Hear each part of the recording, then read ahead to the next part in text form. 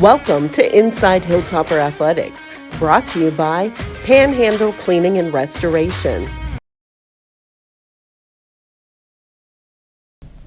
Welcome to Inside Hilltopper Athletics. I am Todd Allum. Joining me for this first segment, head coach of men's basketball, Ben Howlett. Coach, there have been 3 games since the last time we recorded a show. Had to record a little later on this week, but 3 games since the last one. The first was against Point Park, had to travel up to Pittsburgh, PA. It's not often that teams in the Mountain East Conference get to go to a legitimate big city and play a basketball game, but you did, and you had a good night there. You beat them 112-73. The Toppers look pretty good. Yeah, it was a fun trip, and like you said, it's the first time we've ever played at Point Park, and it was a different venue, and really liked our guys' focus going into the game. I thought we imposed our will for 40 minutes, and we went out at the beginning, developed the lead, kept the pressure on, kept turning them over, kept getting easy baskets, and I think everybody contributed in that win. If you look at the box score, it was even paced, and just a really fun game to be a part of, and I felt like that was a West Liberty basketball game to a T.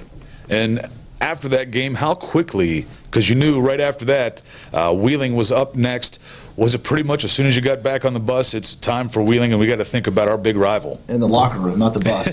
we were thinking of Wheeling in the locker room, and I didn't mind it, though. I kind of like playing Thursday, one day to prepare Friday, and then play Saturday, so I didn't mind the quick turnaround. And but again, like, the full attention was on Wheeling, and kind of knew what we were going to get from them. And I think Wheeling's a team that's sneaky right now, and we knew we were going to get their best shot. We always do, especially at their place, and just made enough plays to win the game. And that's exactly the way I thought that game was going to go, back and forth, and just made more plays than they did at the end. And a good friend of mine is their head coach, Chris Richardson, and have the type of relationship where I can talk to him, after the game, and we just talked, and both coaches were satisfied. I thought it was just a gritty, physical, just a hard-nosed game, and just glad to get a win out of there. And to give a quick compliment to Wheeling, they've had a rough year, struggling so far this year, but they played tremendous against the Toppers this past Saturday. Also, kind of on the flip side of that, the Toppers are getting to me, that game solidified it. I went to Wheeling, watched the game. The Toppers are getting the best from every team in the conference they play this year. They really are, and it is kind of fun to see that, and still the Toppers succeeding and getting victories, but we're getting the best from everybody this season. Yeah, and that's we talk about that when we're recruiting these guys. That's the pitch, is we're always going to get the best from our opponent. We're always going to go play at their biggest crowds of the year. They're always going to have their giveaway nights, whatever, and that makes it fun. That makes it fun, and you and I have talked about the target that we have, and but again, that rivalry is still there. It's maybe not as big as it once was, but still kind of have bragging rights. The winner of that game has bragging rights in the town of Wheeling. So I know when I go out to eat or go to Lowe's or go wherever, got a little swagger when we walk by a Wheeling fan. And it was kind of funny getting to the McDonough Center. I swear to you, it had to be one car for every person that was there at the arena. Just an unbelievable difficulty trying to get a parking spot once we got into the McDonough Center. So many people there wanted to watch this ball game, and it was a great one. The Toppers would win 99-92. Again, the best shot that Wheeling could give, they gave it. J.J. Harper led the game with 24 points, 7 rebounds, 3 steals, 3 blocks.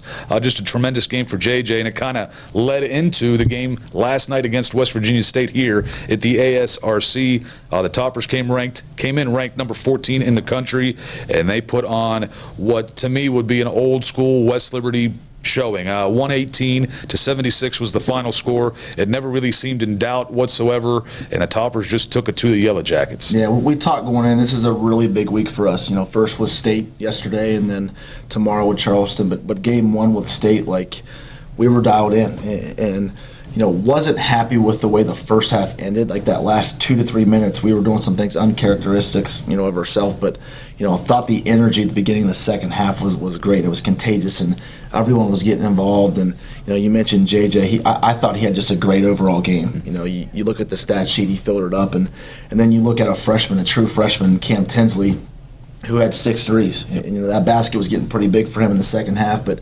not only did he have 6 threes, he had 9 rebounds as well, and pulled some tough rebounds out of there. So he's continuing to get better. But again, just an overall effort from our whole team. You look down the line at the box score, Dante Spadafora, Kyler DeAugustano, all those guys kind of chipped in, and like you said, kind of like an old-fashioned West Liberty win there for us. And it was great to see. We already mentioned Cam being a true freshman and doing what he does. JP as well did a tremendous job. Everybody did last night. It was a lot of fun to see that all 11, 12 guys, everybody that played stepped up and had a huge role in this.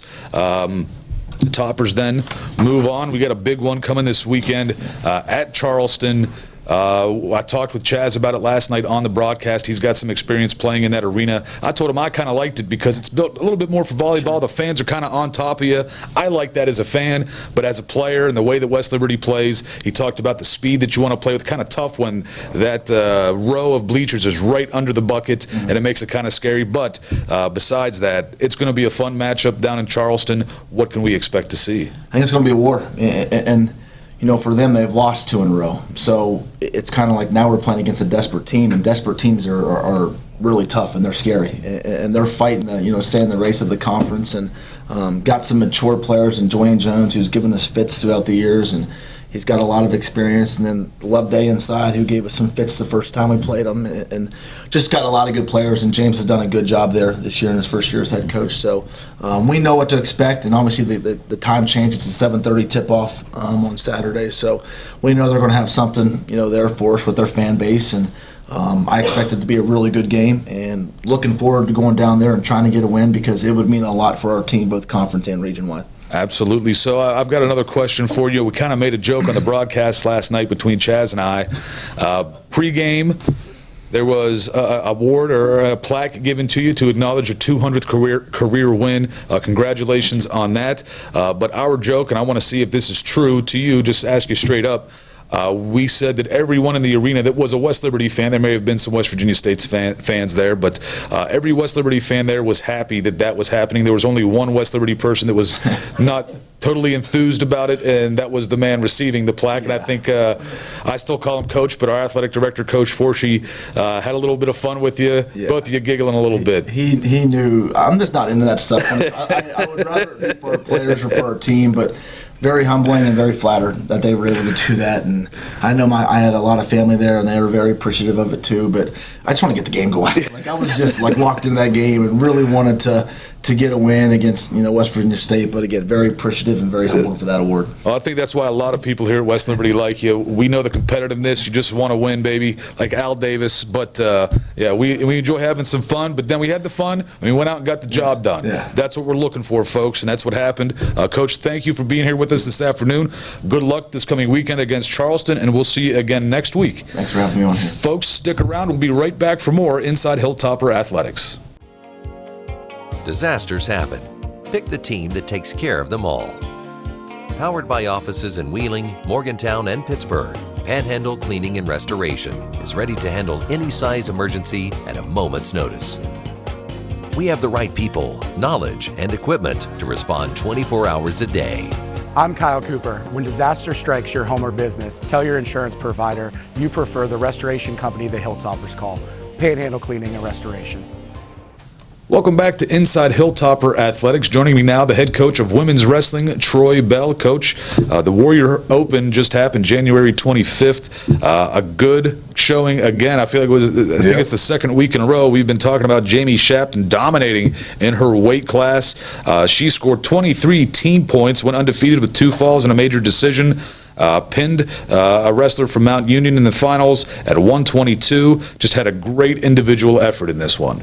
Yes, Jamie's starting to come along now. She's coming off her medical red shirt from last year, so she's starting to feel good, starting to feel healthy. So it's a perfect time of the year to be peaking. And like you said, 2 weeks in a row, and some quality mat time. And I like those matches when they do go a little bit, have some distance, and it's coming together really well right now. And then another one, Isabel Kessie. She finished third, scoring 21 team points, recorded 4 falls, including a first period pin in the third place match at 1:10, 1 minute 10 seconds. She seemed to do pretty well for herself as well. Yeah, Izzy's she's been with me for 3 years now, and she's always been capable of this, and she's starting to all put it together now. We're starting to concentrate on match management. So I'm really proud of her because she's starting to put things together, and things are starting to click for her. But again, perfect time of the year to do it. Yep. So it's good things for her. Cynthia Pyatt, we've said her name before as well. She finished in 4th place, scoring 17.5 team points. She tallied 2 falls, including one in just 1 minute and 39 seconds. Not too shabby for her. Cynthia, once again, at 124, doing very well.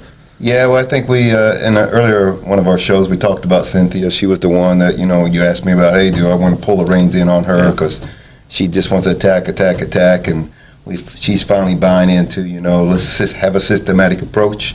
Let's take our time. Let's set some things up. So she's starting to be patient, and that's starting to pay dividends for her. So, it's the perfect time of the year. I mean, I'll keep saying it. We want to peak at this time of the year, and a lot of the athletes are doing that. We've got some others, too. Skylar Smith contributed 7.5 team points with 3 falls in the consolation rounds. Neela Bland, 4.5 team points with 2 wins, including a tech fall and a late-round pin. Janiyah Brogan added 5.5 team points with 3 technical falls, and also Jillian Timberlake scored 1.5 team points. She had a 10-0 technical fall in the preliminary round. Good overall showing for the toppers in general, and I know we've talked development physically and mentally throughout this, but now we're at that point of the season where you're talking, are most of the wrestlers where you want them to be mentally so far? Yes, that was the challenge. I mean, there was Indiana Tech, notoriously a challenging tournament. I think we ended up like 51 teams in it. We had our first round, we went 2-6. We brought the team together and everything, and we finished the day 23-3. So, the mental toughness to wrestle on that backside builds a lot of character. But I know at one point, everybody was set up with their food and everything, and I went over to get me a bottle of water. I noticed that the other 2 teams on both sides of it are already packed up and left, and our girls were still in the tournament. So, that speaks of their character, because dropping a match at first round or second round and coming back and, on the consolation side and going back into the wrestling for third or fourth, speaks highly of their mental toughness. So I think we're right where we need to be, but we still need to be intentional, and we got some things to take care of yet. And the way, as a head coach, you want your identity to be for this women's wrestling team at West Liberty, and again, it's his first year, not a whole lot of time into it yet, but that identity seems to really be taking hold. Are you happy with that? Yes, I'm very pleased. I mean, I can't speak highly enough of the way they wrestled in the consolation side. I mean, I said that's the most mentally challenging side of wrestling is, you get your dreams crushed at the beginning, and do you have the mental toughness and the fortitude to go in that consolation bracket? Because, not only for yourself, but there's still some team points to be had.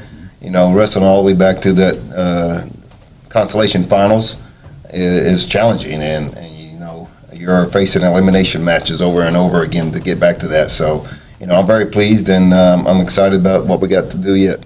And coming up for the Toppers, they compete in the Frostburg Open this coming Saturday at 9 a.m., traveling all the way to Frostburg. How many other teams will be in that Frostburg Open, and how many of them will be Mountain East Conference? Yeah, I believe right now there's 23 in it. It's probably, I think we got 6 regional opponents in it. Okay. So we'll get to see some regional teams, and then, we'll finish up there with our open tournaments, and then we'll go ahead the following week and do a duel with Tiffin, and it'll be their senior night, so that's another regional opponent. So I think we're ending the season off good, and then we'll be able to focus on regionals. And regionals coming up, the Toppers have some opportunities there.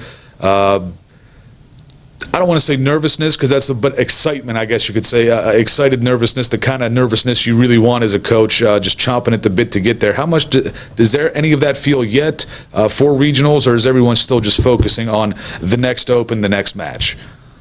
Well, yeah, there is, and it's my job as the head coach and the coaching staff to make sure we focus on what we got ahead of us, and then the next thing is Frostburg Open. We stay intentional, and I don't want to focus too much on regionals, because some of the freshmen will be, starting to get nervous, and even the veterans, because they know it, you drop a match here or there, and then all of a sudden you're out, your dreams are crushed, and, you got to look at next year. But so we're going to stay focused just daily and being intentional, and then we'll focus on the next step, one step at a time. Well, it's been fun doing these shows so far. I kind of wish it would continue on to the spring sports. I know we're getting closer to the end of all of the winter sports, so it's, I guess, a little bit depressing. I really enjoyed talking to all the coaches. It was that way at the end of fall sports happening, and you guys coming in for spring or for winter sports. But it is really fun to do this. The Toppers, again, folks, will be at Frostburg this coming Saturday at 9 a.m. But a good season so far. Things are going really well for the women's team. I know we've talked expectations a lot in the past, but to this point in the season, when you came in and took the job as head coach, are you surprised at where you're at right now with this team being in its first year, or is it kind of where you expected it to be? I'd like to say I'm surprised. I am surprised that we're 9-2 dual record. I wasn't expecting that. I really had no expectations on as far as record goes. I just wanted to make sure the girls understand that we're growth-driven, not result-driven. But it's hard to shy away from a 9-2 dual record, your first, and the fact that competitively every open tournament we've been there. They might have spoiled me a little bit, so now my expectations are kind of a little higher than what they would have been. But no, that's exciting as a coach, that's for sure. Well, in my mind, I'm thinking you just need to give yourself more credit as a recruiter as well. You're bringing in some great wrestlers, a great coach, great recruiter, and you're going to have some great results so far. That is exactly what is happening. And I know Topper Nation, myself, and a lot of other people can't wait to continue to see more of it as the season continues on. Again, folks, coming up Saturday at the Frostburg Open, the Toppers will compete again. Coach, thank you for being here today. We'll talk again next week to talk about the Frostburg Open, and we'll see how things go. Good luck, safe travels, and we'll see you next week. Thank you. Folks, stick around. We'll be right back for more Inside Hilltopper Athletics. Disasters happen. Pick the team that takes care of them all. Powered by offices in Wheeling, Morgantown, and Pittsburgh, Panhandle Cleaning and Restoration is ready to handle any size emergency at a moment's notice. We have the right people, knowledge, and equipment to respond 24 hours a day. I'm Ben Hallett. When disaster strikes your home or business, tell your insurance provider you prefer the restoration company the Hilltoppers call, Panhandle Cleaning and Restoration. Welcome back to Inside Hilltopper Athletics. I am Todd Allum. Joining me for this segment is the head coach of indoor track, Jason Falvo. Coach, a record-setting day at Ashland, Ohio. Hunter Patterson, Kiara Ross, and Isaac Tavo had themselves a pretty good meet. Yeah, they did, and to start with Hunter, he broke his 60-meter record, then came back and broke the 200-meter record and hit the provisional mark in the 60-meter dash. So he makes the NCAA list, has an opportunity to go to nationals. I certainly feel like not everybody understands how hard that is to do because we've done it enough times with Kiara and Sierra and Hunter and Tavo soon that people don't understand how hard that is. But it puts you in the list. Have an opportunity to go to nationals, and he's running great. So for his second meet back, just kind of getting his feet wet kind of meet, to go ahead and pop off and gain some confidence. We're excited to see what he does. And then, Kiara Ross has been doing what she's been doing since she walked on campus. And, we have some tweaks we got to do with some of the things that she's doing in her block work. We feel like we got that dialed in, and we expect her to run a little bit faster. And then what Isaac Tabo is doing, so thankful to have him back. Obviously, he's a great football player for us as well as a thrower for us.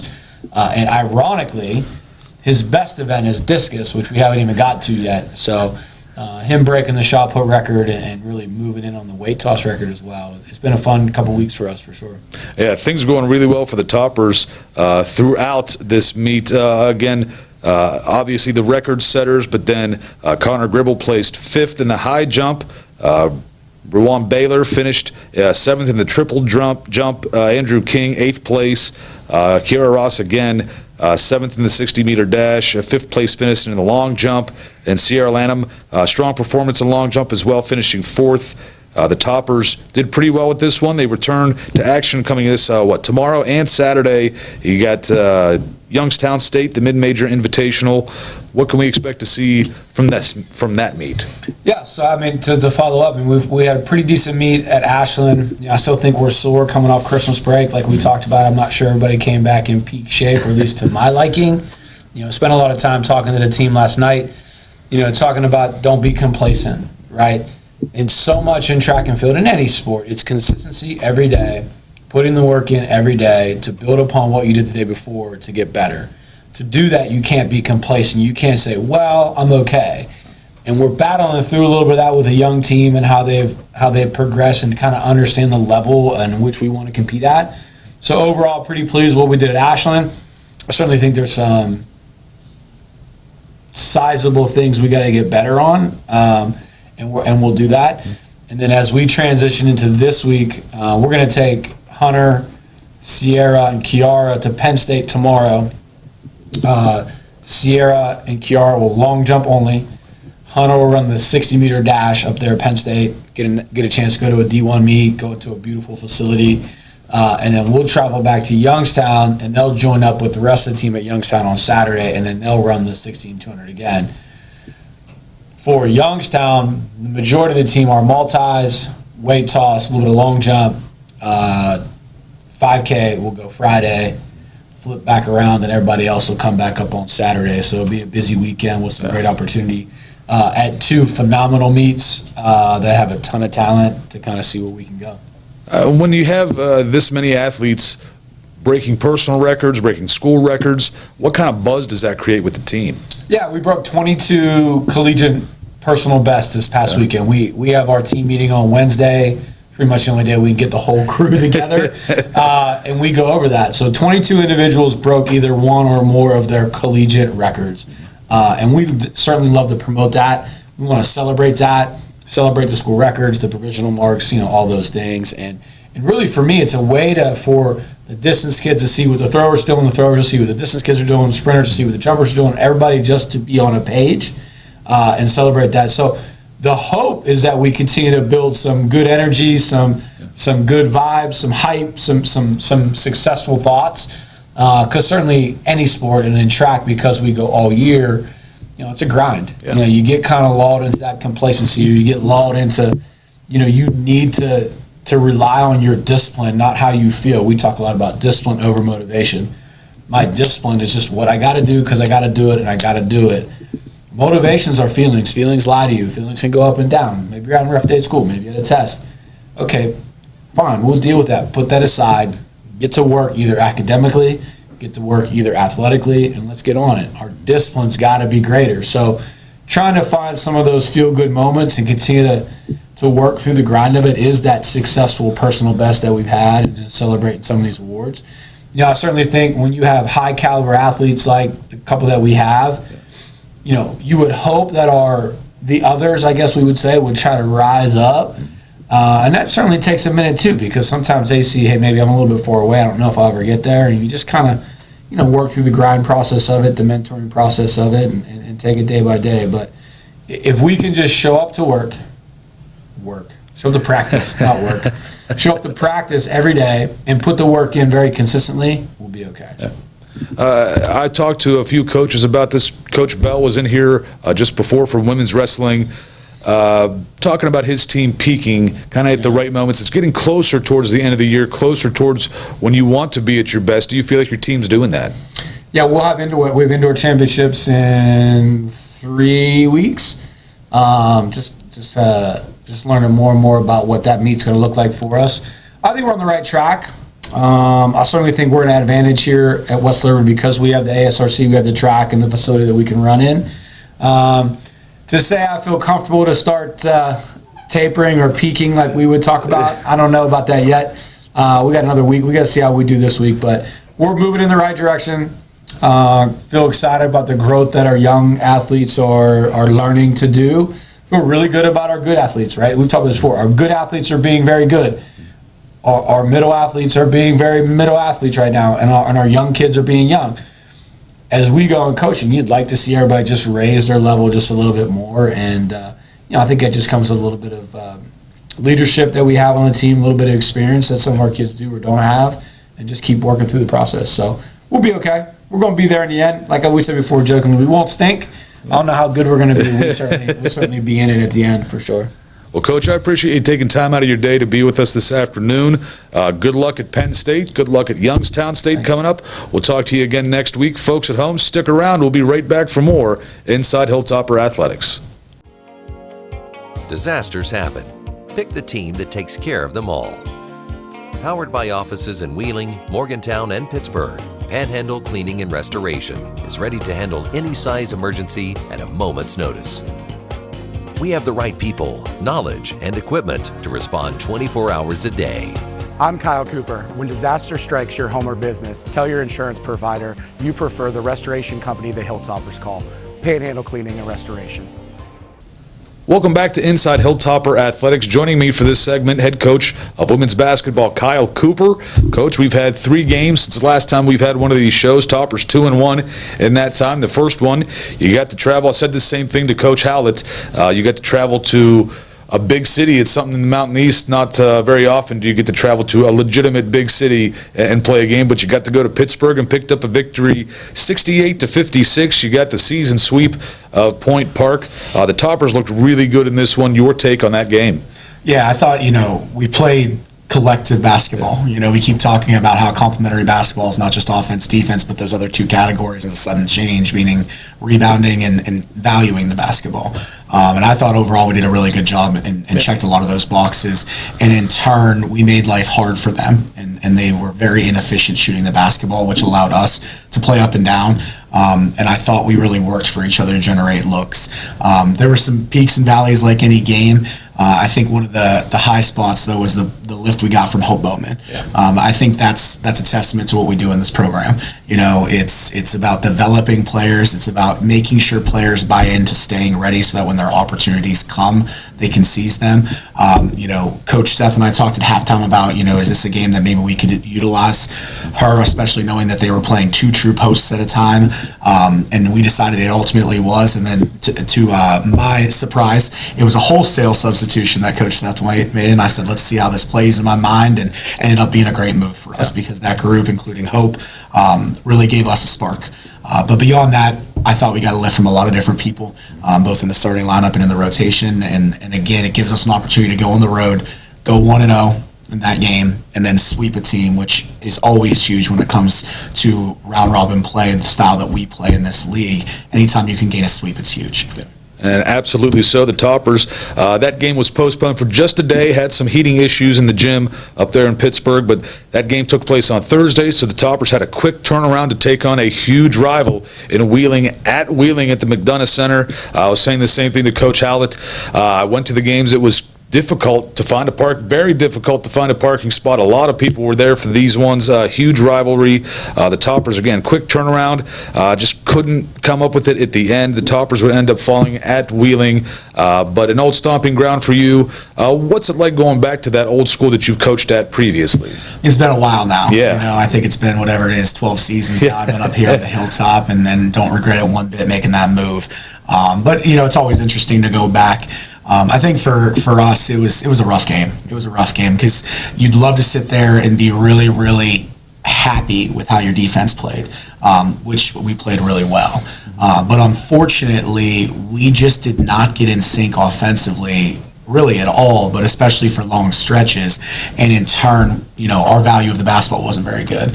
And as a coach, it's one of those games where you feel a certain way. I'm sure the players feel a certain way, but then that's why you go back, you break it down, you watch it multiple times, and you figure things out, because the reality of it was Wheeling is known to muck up the game. We're going to see that same concept when we go to Charleston here in a couple days.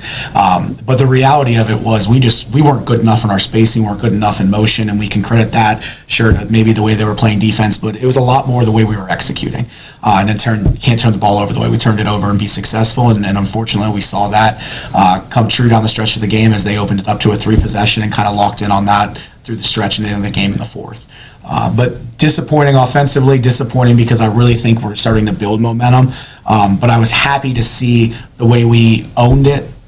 Nobody made excuses come film time on Monday, and then we got back after and got ready for a big game, last night in West Virginia State, and I thought we responded coming off of a tough loss. Absolutely so, and that was going to be one of the things that I pointed out. The game last night against West Virginia State, the Toppers would win 76-69. This absolutely seemed like one of those games where, yes, the coaches, as a player, in my mind, the coaches can say what they want in films and practice and all this stuff, but it's really got to be the player themselves that goes out and does it. They've got to have that motivation inside, and boy, did I see it in each and every one of the Toppers last night against West Virginia State. That was a very fun game to watch. The Toppers performed extremely well. Your take on how that one went? Yeah, I mean, I think that it's kind of the same thing. We started off a little bit slow there, and it was kind of messy at times, but we stayed committed to the defense, and we rebounded well enough in stretches. They're a team that really comes at you on the glass, and we were making them a pretty inefficient basketball team with the way that we were guarding and making them take tough shots. So they hit the glass hard, and we responded a lot better in the second quarter than the first, which allowed us to build some momentum. And then you take out like a 50 to 55 second stretch where they put kind of a flurry of possessions on us, and we didn't do some good things offensively. That closed the gap. I thought we should be up by more than we were, but for the way that it kind of started, and even though we were getting good looks, we weren't shooting the basketball overly well. To have, that possession lead was huge. Yeah. And then they responded at halftime. And that third quarter, what we did on both sides of the basketball was just really, really impressive. And it was a lot of different players in the mix of doing it, which makes it that much more rewarding for us. But the bigger picture is we then saw us, them make their comeback, which to no shock. Got a ton of respect for Charles Marshall and his program and his staff and his players. We've had some epic battles with them over our tenure against each other. And in turn, you knew they were going to come at us, and then it got messy there. But the beauty of what we're still engaged as a program with right now is we're getting over that hump. If we're running to each other in adversity, we're not playing in silos. And when we do that, we're able to work through things, and they responded. And seeing that means a whole heck of a lot as a coach and as a coaching staff, because that's crucial for us as we head into February. And for me personally, watching that game, knowing that West Virginia State's a team that is very good at getting offensive rebounds, there was a long stretch in that game where the Toppers, you were able to force them, hey, one and done. They missed a shot, they're not getting this back. And as you said, the offense that maybe was a little bit lacking at Wheeling showed up last night against West Virginia State, and that, I think, was a huge difference, a huge key to winning that game. It was unbelievably fun to watch that one. And once again, a season sweep for the Hilltoppers as they get 2 on West Virginia State in the regular season. So 2 sweeps out of the last 3 games, not too shabby, but a difficult one as you head down to Charleston this coming Saturday at 5:30 p.m. Folks, again, Saturdays are usually a little earlier in the afternoon, but 5:30 p.m. at Charleston this coming Saturday. It's never easy to travel down there, and the winds are just a little bit sweeter when you do travel. Yeah, and it'll be tough, but I'll tell you, after the way we performed up here against them, not a good showing for us for a lot of reasons and on both sides of the basketball. So that said, I know we're going to be motivated, especially coming off of, a good past week overall and a great bounce back win in last night. We'll be ready to reset today, get 2 days of good prep and get down there. But I know we'll be motivated because they know we did not give them even close to our best look the first time. So I look forward to going down there and seeing what our growth looks like. Well, Coach, I got one last question. It's a little bit more on the lighter side, but for Charleston, the way their arena is built, we talked about with Coach Hallett, even on the broadcast last night, talking about going to Charleston. It's kind of built more for volleyball. The crowd is a little bit more on top of you than they are at the ASRC and some of the other venues in the Mountain East Conference. Do you like that kind of venue?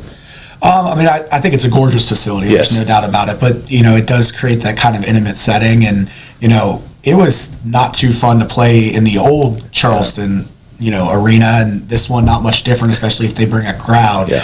But I don't pay much mind to it at all. We've played in all sorts of different gyms. I don't know if there's anything quite as epic as playing in the old Glenville gym when not only did they sit on top of you, but they felt like they were on your bench at a lot of it. Yeah. And I think at one point they might have been. So again, wherever we go, we're going to be ready to play. Charleston's no different. I know we're going to get their best, and we're going to bring ours. Well, Coach, I appreciate you taking time out of your day to speak with us. Good luck Saturday. We will see you next week. Folks, stick around. We've got one more segment coming up on Inside Hilltopper Athletics. Disasters happen. Pick the team that takes care of them all. Powered by offices in Wheeling, Morgantown, and Pittsburgh, Panhandle Cleaning and Restoration is ready to handle any size emergency at a moment's notice. We have the right people, knowledge, and equipment to respond 24 hours a day. I'm Ben Hallett. When disaster strikes your home or business, tell your insurance provider you prefer the restoration company the Hilltoppers call, Panhandle Cleaning and Restoration. Welcome back to Inside Hilltopper Athletics. Joining me for the final segment, men's wrestling head coach Danny Irwin. Coach, 2 meets since the last time we spoke. The first one was a tough matchup. You go to a very good Gannon program. Toppers would win this one, 24-18 in total team points.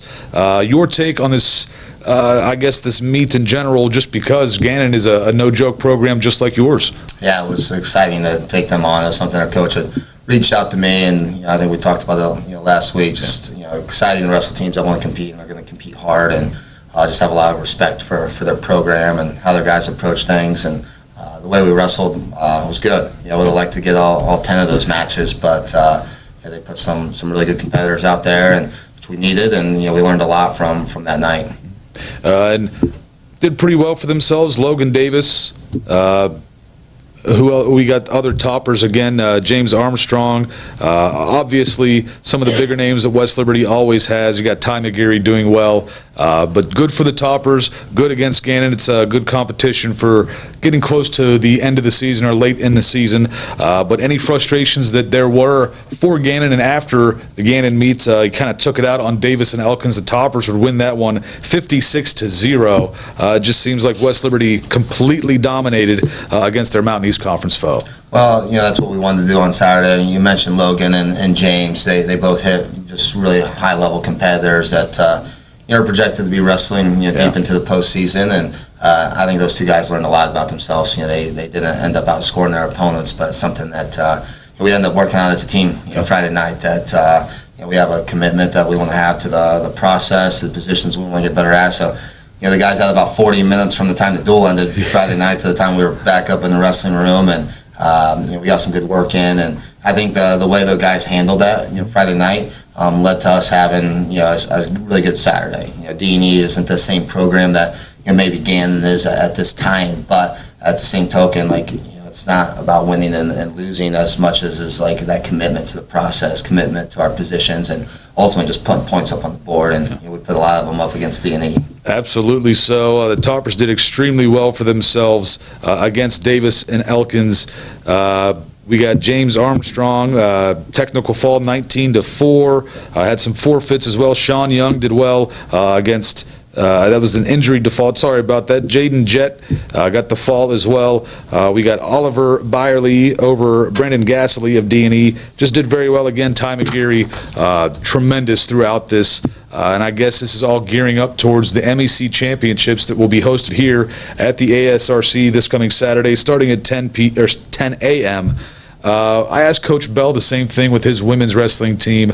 Since we're getting towards the end of the season, are you kind of happy with where your team is at mentally, physically, and just kind of almost getting to their peak performance? Well, I am happy in a lot of ways. It's something that I just know the commitment we've had, and some of the little, I would say, more subtle things that we've done within the program that it's already paid off for us. I think it'll pay off for us this weekend at MECs, and whether the big payoff is in this season.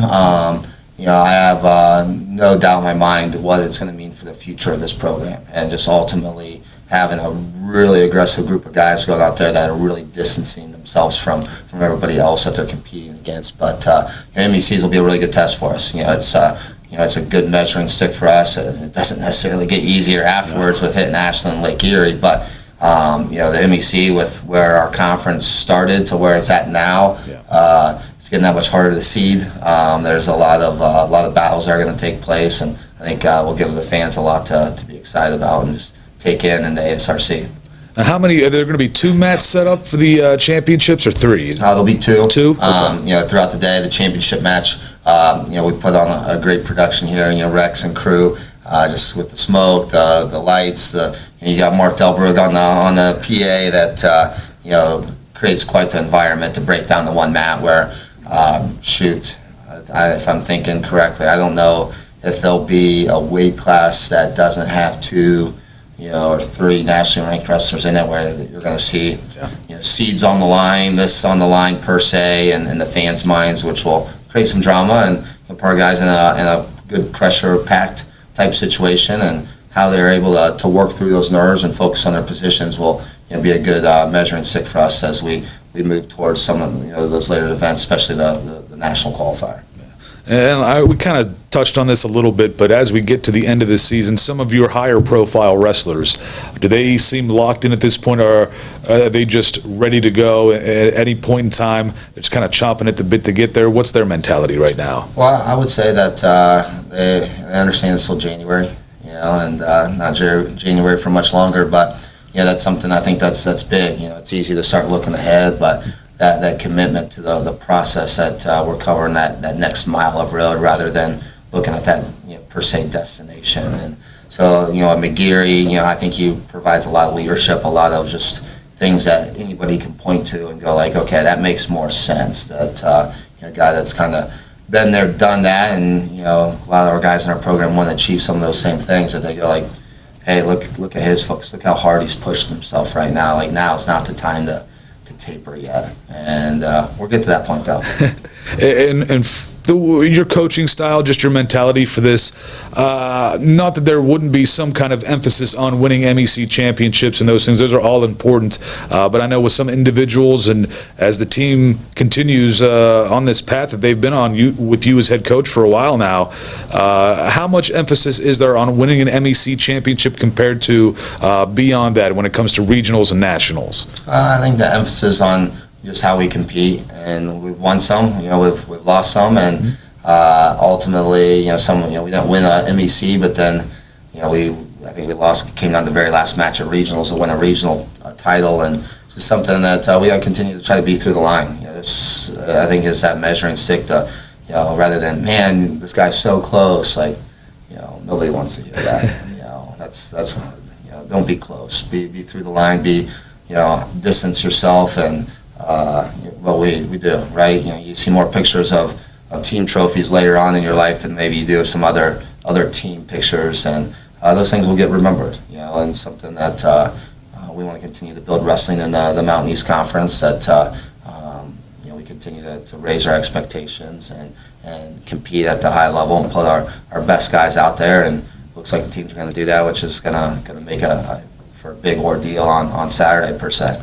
Yeah, so again, folks, the Mountain East Conference Championships being hosted at the ASRC here at West Liberty University, coming up this Saturday at 10 a.m. Be sure to get there. It's going to be a good one. Hopefully for the Toppers, we think they will. Topper Nation, we got a lot of faith in West Liberty. But any final message for Topper Nation to get up here on Saturday? Well, I don't think you're going to be able to see much better wrestling than what you will, this Saturday. We travel to Ashland. We have Lake Erie at home, which that'll be a good one with senior night. But this is going to be a good battle for us. And barring anything, you're going to see just about our best lineup out there, which will be exciting. Well, Coach, I appreciate you taking time out of your day to be with us to do this interview. Good luck Saturday coming up. I know we're going to have everybody rooting for you here at the ASRC. So, again, good luck. Thank you for being here, and we'll see you next week. Yeah, thank you very much. Folks, thank you for watching. We'll be back next week for another episode of Inside Hilltopper Athletics.